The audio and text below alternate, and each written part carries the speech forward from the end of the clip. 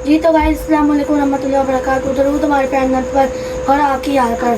तो गाइस आज हम दोनों भाई ने मिलकर पापा ने फरमाइश की है, बल्कि तीनों भाई ने फरमाइश की है कि हमें लच्छा पराठा बना के दें।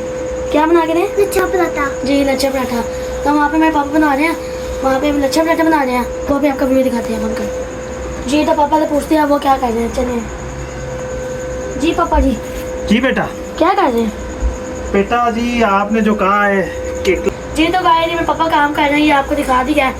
अगर ये आप लच्छा पराठे का पूरा व्लॉग देखना चाहते हैं तो डिस्क्रिप्शन में मैंने लिंक दे दिया, वो आप लिंक खोल के देख सकते हैं, पूरे रेसिपी देख सकते हैं। और आप भी रेसिपी बना के अपने घर वालों को खिलाएं, खुद खाएं, इंशाल्लाह आपको बहुत मजा आएगा।